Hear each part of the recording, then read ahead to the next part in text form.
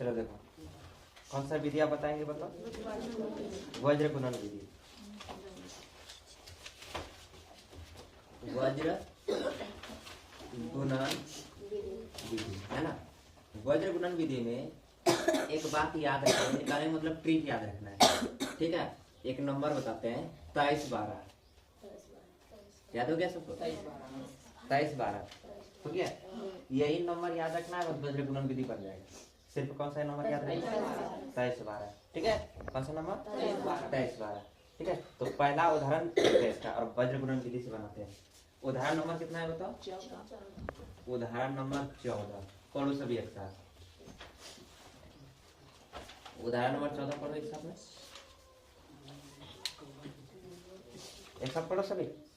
बेंगलोर के एक bus stand से यदि हम 2 टिकट है ना मलेश्वरम के तथा 3 टिकट यशवंतपुर के खरीदे तो कुल किराया 46 रुपया है ना। परंतु यदि हम 3 टिकट मलेश्वरम के और 5 टिकट यशवंतपुर के खरीदे तो कुल किराया कितना है? 74 रुपया। तो बस स्टैंड से मलेश्वरम का किराया और बस स्टैंड से यशवंतपुर का किराया ज्ञात कीजिए। सबसे पहले किराया पता नहीं है, तो मान लेंगे कि माना कि बस स्टैंड से मलेश्वरम का किराया x रुपया और बस स्टैंड से यशवंतपुर का किराया y रुपया, यही मानेंगे ना। तो मान लेते हैं कि माना कि, बोलो, माना कि है ना बस स्टैंड से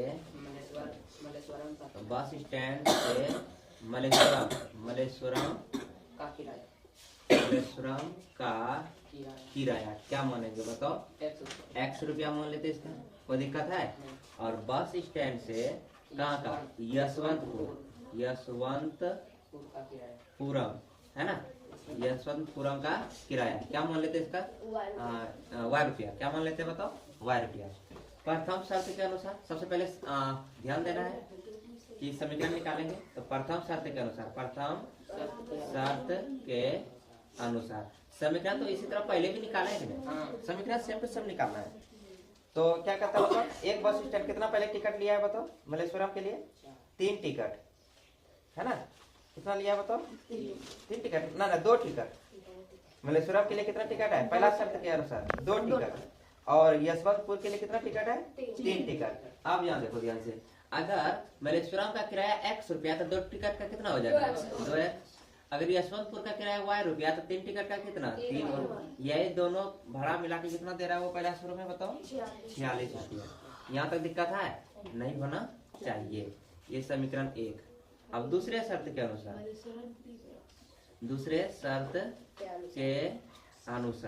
अब दूसरा शर्त क्या है बताओ? मलेश्वरम के लिए कितना टिकट? 3 टिकट। और यशवंतपुर के लिए 5 टिकट। तो 1 टिकट किराया x रुपया तो 3 टिकट का 3 है। और यशवंतपुर के लिए y रुपया तो 5 टिकट का 5 है। दोनों का जो पैसा दे रहा है टोटल कितना?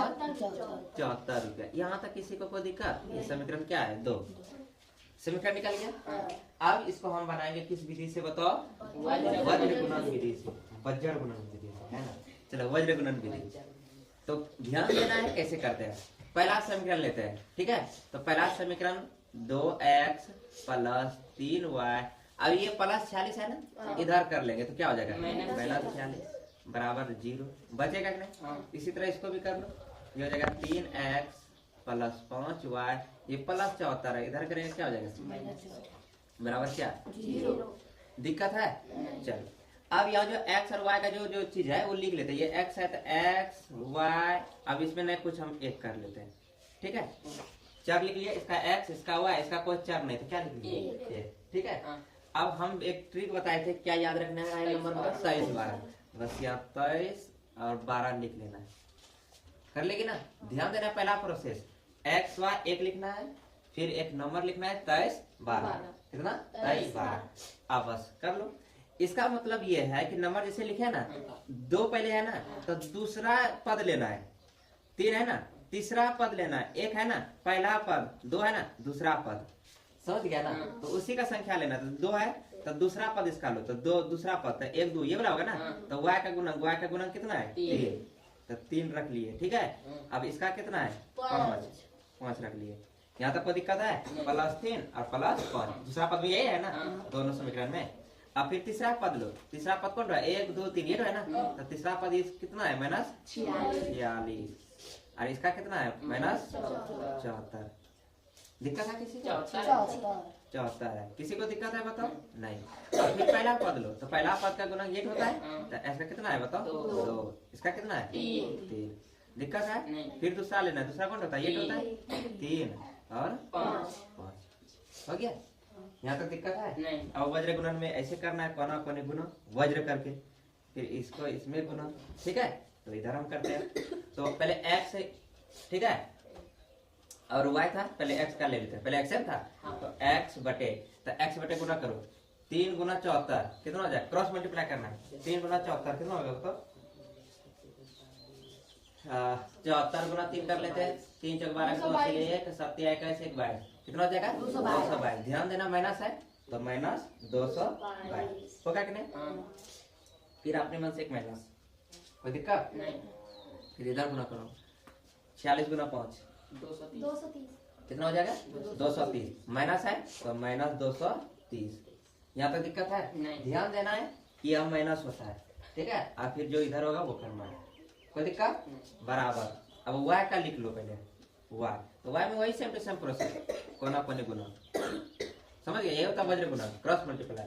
तो y बटे 46 गुना 3 करो कितना होगा 128 पक्का, 34 18 का 4 12 13 138 होता है, 34 18 का 8 से ले 4 12 13 138 माइनस है तो -138 माइनस है ना।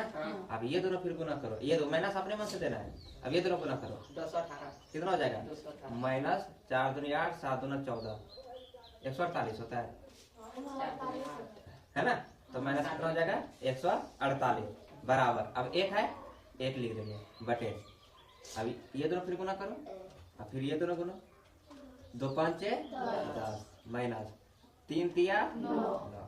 यहाँ तक दिक्कत है नहीं होना चाहिए। अब सॉल्व कर लो नीचे, तो x बटे -222 माइनस गुना माइनस क्या बन जाएगा ये प्लस 230 बराबर y बटे -138 माइनस गुना माइनस क्या बन जाएगा प्लस 148 बराबर 1 बटे 10 में 9 गया 1 बचेगा कि नहीं। नीचे x बटे 222 में 230 घटेगा, कहीं प्लस माइनस है ना, तो 230 में 22 घटेगा कितना बचेगा 8, प्लस बड़ा है तो प्लस 8, किस दिक्कत है। चलो y बटे 138 में 148 घटेगा कितना बचेगा, प्लस वाला बड़ा है तो प्लस 10, दिक्कत है। इधर 1 बटे 1 है, यहाँ तक दिक्कत है। अब इसके बराबर ये लिखना है और इसके बराबर ये, कि तीनों एक दूसरे के बराबर है ना, तो इसके बराबर ये है और इसके बराबर ये है, तो इसका बराबर ये होगा कि नहीं, हो जाएगा आराम से। तो यहाँ लिखना है x बटे 8 बराबर 1 बटे 1, फिर इधर लिखना है y बटे 10 बराबर 1 बटे 1। अब कम तो x क्रॉस मल्टीप्लाई, x गुना 1 क्या हो जाएगा x, 8 1 है 8, फिर y गुना 1 क्या हो जाएगा 10 1 है 10, x y का मान आ गया। अतः x हम क्या माने थे, बस स्टैंड से मलेश्वरम का किराया x माने थे ना, यानी कितना रुपया 8 रुपया। यशवंतपुर के लिए किराया कितना रुपया निकल गया ना, यहाँ लिख लेना। अतः इसके नीचे लिखना है कि मेरा जगह नहीं है। अतः मलेश्वरम का किराया बस स्टैंड से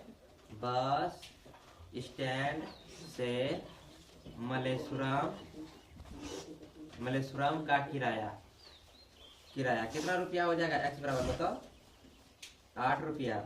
बस स्टैंड से यशवंतपुर का किराया, यशवंतपुरम का किराया कितना हो जाएगा बताओ y बराबर 10 रुपया। किसी को कोई दिक्कत है बताओ, अभी रुकना है तो ठीक है। किन मानों के लिए निम्न समीकरणों के युग्म का एक अद्वितीय हल है, ये तो 3 तरह का बताए थे है ना। एक अद्वितीय हल जिसको केवल एक हल कहते हैं, अपरिमित रूप से अनेक हल और कोई हल नहीं, बताए थे ना। तो एक बार फिर रिवीजन करवा देते हैं। एक अद्वितीय हल क्या होता है कि a1 बटे a2 बराबर नॉट b1 बटे b2, ये होता है एक अद्वितीय हल होता है ना, एक अद्वितीय हल होता है ना, बता दीजिए। और a1 बटे a2 बराबर b1 बटे b2 बराबर c1 बटे c2, ये क्या होता है बताओ, अपरिमित रूप से अनेक हल होता है कि नहीं, अपरिमित रूप से अनेक हल है ना। अगला क्या होता है A1 बटे A2 बराबर B1 बटे B2 बराबर नॉट C1 बटे C2। ये क्या होता है बताओ? कोई हल नहीं, कोई हल नहीं। बताए थे ना, कोई हल नहीं। ये तीन चीजें बताए ना, तो वही कहता है कि अद्वितीय हल से इसको हल कीजिए। तो बताओ समीकरण क्या है, देखना। तो इस ये रूप में करेंगे। बताओ समीकरण बताओ क्या? 4x प्लस 3y प्लस 8 बराबर 0। दूसरा समीकरण 2x प्लस 2y प्लस 2 बराबर 0। इसको वज्र गुणन विधि से नहीं बनाने के लिए कौन विधि बनाना है? अद्वितीय हल, इसी से करना है ना। बस वही कहता है। ये होता है A1 का मान। A1 बराबर मेरा क्या हो जाएगा बताओ? 4x। ये B1 हो जाता है। B1 बराबर क्या हो जाएगा यहाँ? P।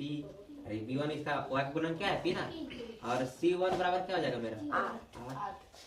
8 ना होगा। ये A1 B1 C1 ये होता है। अब A2 B2 C2, तो A2 का मान मेरा क्या हो जाएगा? 2। B2 का मान क्या हो जाएगा? 2। C2 का मान क्या हो जाएगा? 2। ये होता है ना।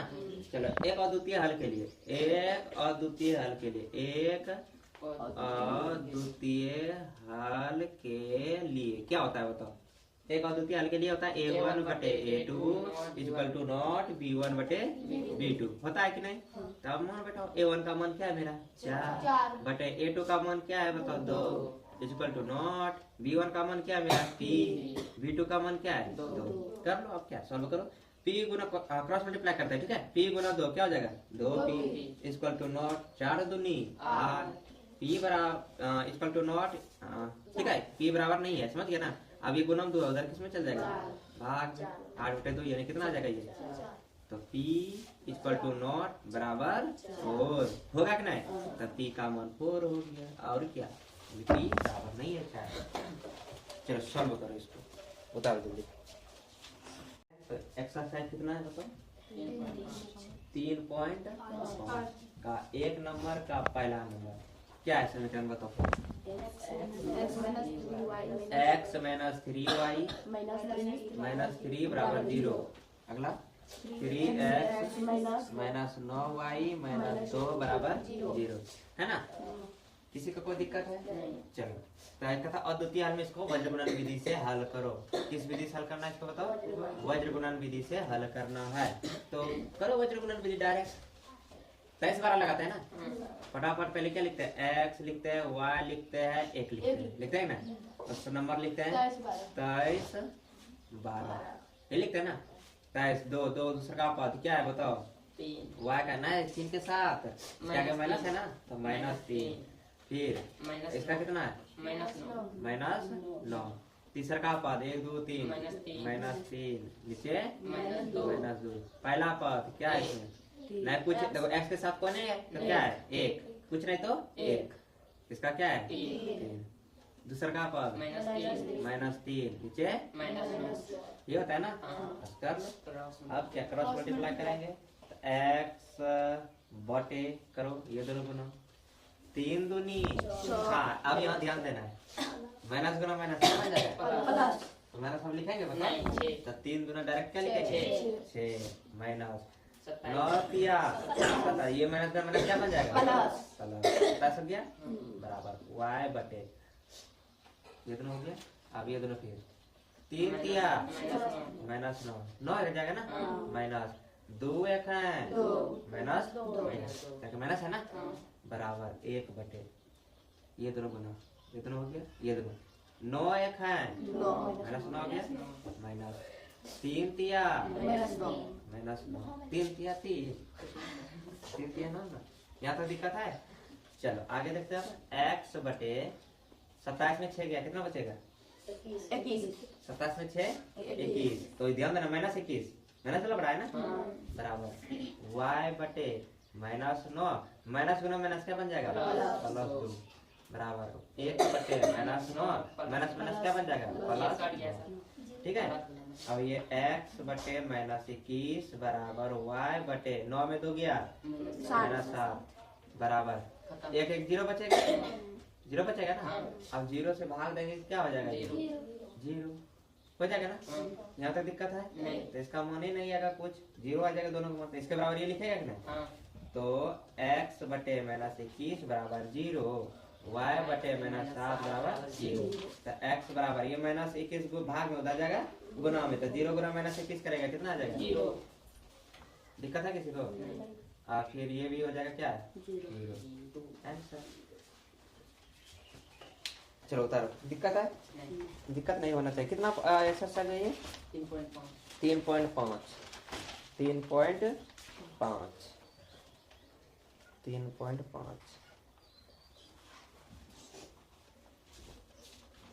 प्लस 3y बराबर 7। 2 नंबर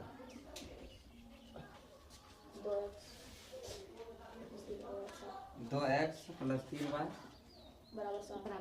बराबर 7। इसको इधर लेके आ जाओ पहले। तो 2x प्लस 3y और ये प्लस इधर जाएगा माइनस 7 बराबर इधर क्या बचेगा 3। अगला समीकरण बताओ।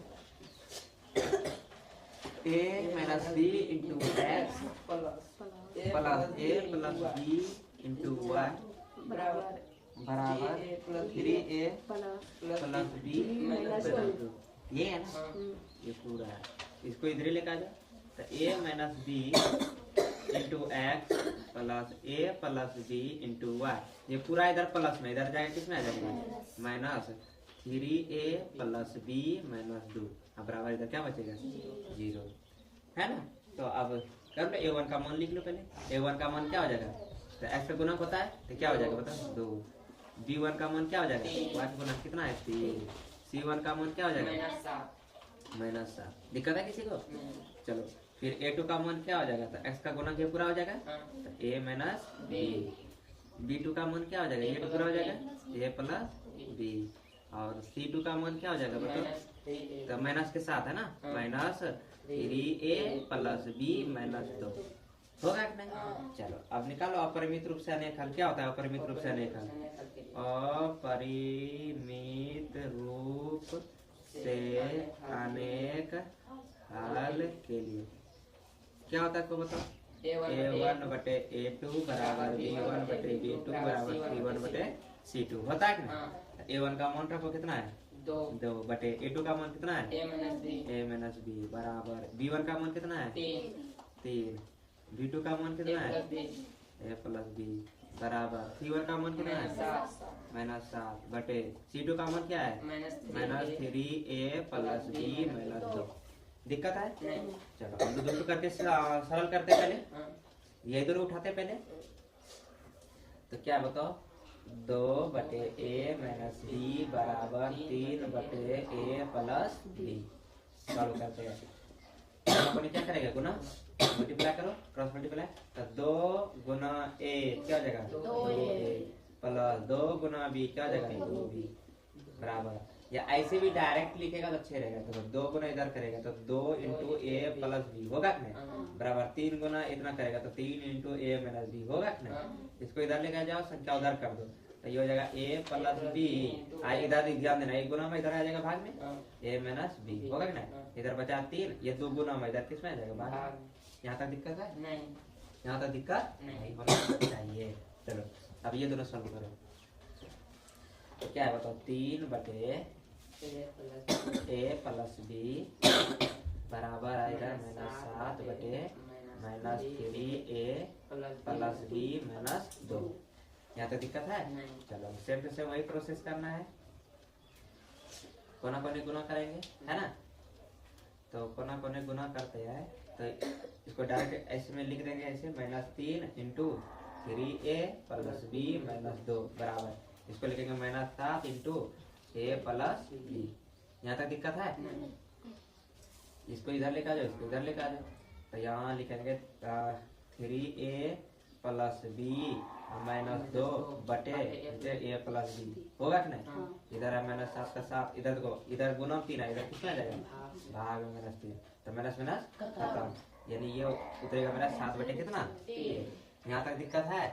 नहीं होना चाहिए है ना। अभी बराबर कौन कौन किया है ये दोनों और फिर ये दोनों और फिर इसी तरह ये दोनों भी हो जाएगा ना। लंबा सफर चलेगा, लंबा चलेगा लंबा। क्या होगा बताओ लंबा।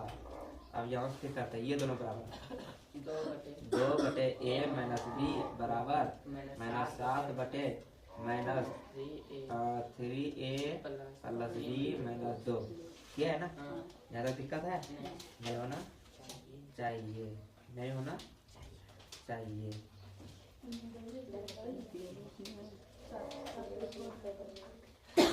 एक काम करते हैं, क्या काम करेंगे? इसको नहीं तो सॉल्व कर ले, इसको क्या कर लेते हो तो सॉल्व कर ले, इसको सॉल्व कर ले। इस तरह नहीं, देखो इसको सॉल्व करो। 2 गुना a क्या हो जाएगा? 2a प्लस 2 गुना b क्या हो जाएगा? 2b। 3 गुना a क्या हो जाएगा? 3a और माइनस 3 गुना b क्या हो जाएगा? 3। सॉल्व कर लो। अब एक वाला एक जगह लेकर आओ, अभी वाला एक जगह, तो इधर लेकर आ जाओ। तो ये 2a इधर प्लस है, ये देखो प्लस है तो इधर आएगा किसमें? माइनस 3। इधर माइनस 3 भी है पहले से, ये प्लस 2 भी है, उधर क्या हो जाएगा? माइनस 2 हो जाएगा। अब ये देखो 2a में 3a घटेगा, सिर्फ माइनस a बचेगा, एक तो है बराबर इधर माइनस 3 दोनों जुड़ जाएगा, माइनस है ना, तो माइनस 5 भी होगा कि नहीं? होगा ना? अब यहाँ ध्यान देना है, ध्यान ये देना है कि माइनस माइनस ये खत्म हो जाएगा। अब यहाँ देखो a, अब ये गुणम b इधर आ जाएगा किसमें? भाग a बटे b बराबर फिर क्या बचेगा? 5। नहीं कुछ एक दे सकते हैं। अब यहाँ देखो कहने का मतलब ये है कि a का मान 5 आ गया, अब b का मान कितना आ गया? 1 आया कि नहीं? अब यहाँ समान भी निकाल सकते हैं, बराबर कर सकते हैं। ठीक है, आंसर है 5 और 1 है तो हम कहे तो आगे बढ़ रहे हैं ना, तो यही आंसर हो। वही तो दिक्कत हो रहा था, यही आंसर हो गया, ये नहीं होगा, फालतू चीज नहीं। अब a बराबर कितना आ गया? 5 और b बराबर कितना आ गया? 1। यही आंसर है, तो आपको क्या पढ़ रहे हैं? चलो उतारो, दिक्कत है नहीं होना चाहिए। चलो देखो 2 नंबर का 2 नंबर ना, 2 नंबर का 2 समीकरण क्या है? अरे बताओ जल्दी। 3x प्लस y बराबर 1। इसको अच्छा से लिख लें इधर, पहले समीकरण नहीं लिख लेते हैं। दूसरा क्या है? 2k minus 1 into x plus इधर क्या है? k minus 1 into y, k minus 1 into y, फिर बराबर 2k प्लस 1। यही है ना? हाँ ये सही है, ठीक है ना? चलो अब देख लेते हैं, समीकरण को सही कर लेते हैं पहले। तो 3x प्लस y, अब ये प्लस 1 इधर क्या हो जाएगा? माइनस 1 बराबर 0। दिक्कत है? इसको भी सही कर लेते हैं। तो ये हो जाएगा 2k minus 1 into x plus k minus 1 into y, है ना? अब ये पूरा ये प्लस है, अब इधर करेगा क्या हो जाएगा? माइनस इंटू 2k प्लस 1 बराबर किधर? 0। दिक्कत है? नहीं। अब हो गया, a1 का मान लिख लो पहले। a1 बराबर क्या है? इसका गुणन बताओ 3। b1 का मान कितना है? अब इसके साथ कोई नहीं है तो कितना? 1 बताए ना, 1। और c1 का मान कितना हो जाएगा? -1। उसी तरह नीचे a2 का मान क्या हो जाएगा? ये पूरा 2k माइनस 1 होगा कि नहीं? फिर b2 का मान क्या हो जाएगा बोलो? k minus 1। और C2 का मान क्या हो जाएगा? Minus 2k plus 1। दिक्कत है? नहीं होना चाहिए।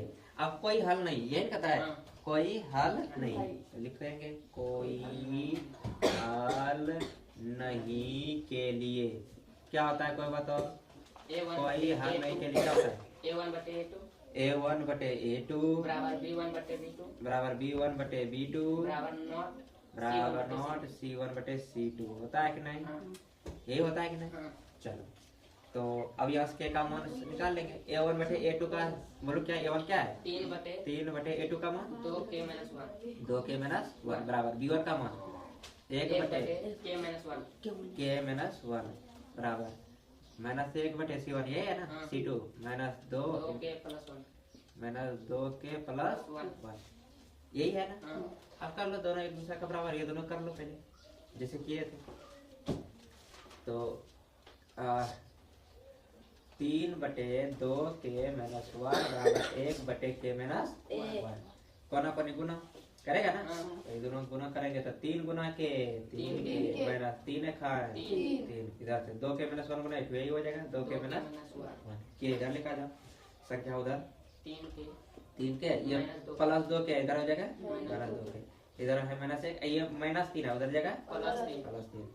3 के में 2 के गया के बचा, अब ये 3 में 1 घटेगा, कितना बचेगा? -2 -2 क्या के बराबर तो है, आंसर है,